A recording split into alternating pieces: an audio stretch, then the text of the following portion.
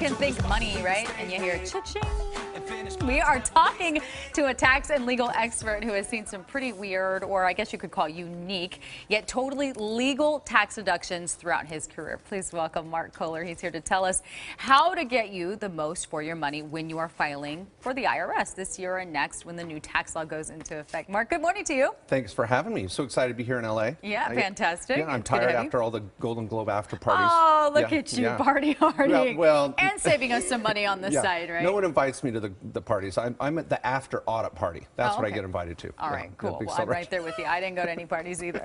But I'm really interested in saving some cash. And this first one, this is a unique deduction.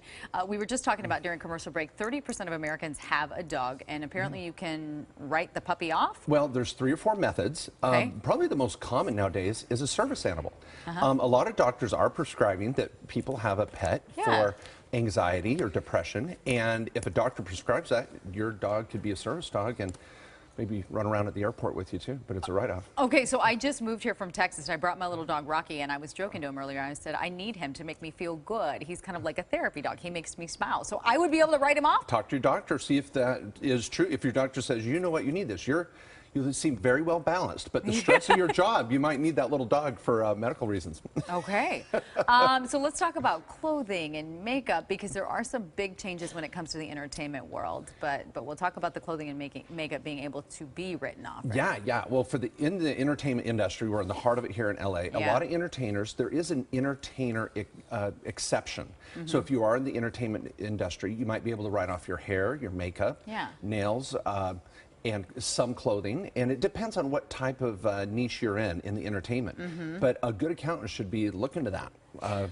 So do you think with the new tax law, you have to be, I guess, a little extra creative? Like, for example, if you use, your jet ski and you're a real estate agent, and you take them, you take some clients out there and you show them around the water and the new property, could you write that off? Well, you used to be able to. Rita, this is the big hidden issue in the new tax reform bill, is that the entertainment expense is no longer a write-off. So if you want to go to the spa, go to the golf course, maybe take a client to the theater, or you can't write that off anymore.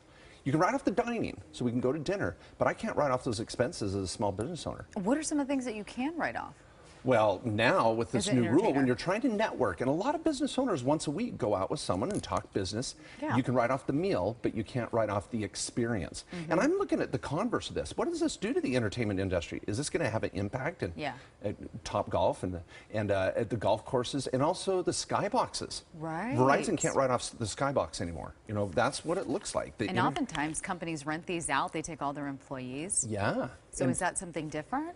Yeah, it's no longer a write-off now in 2018. But I think it's sad, because going out and entertaining and talking with your client or a referral partner is a good way of doing business. Yeah. Well, now you're going to just go out to eat. I don't know if you'll have an experience with that.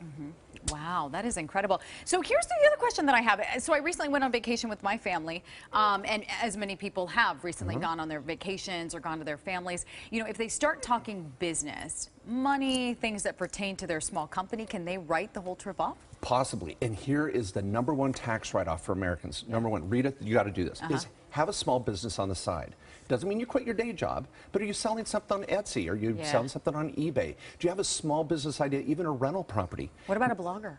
A blogger that generates revenue. You got to have a site that's actually generating revenue. But the beauty is then when you travel with your family, your kids are on your board of directors, you have a small business purpose, buy rentals where you travel. Take your kids to go work on the rental. Good to know. Time to get extra creative, Mark. Thank you. We're out of time. You hear that music? We got to say I'm loving it. Bye-bye. Thanks for having me. All right, Megan. I'm not dancing. No.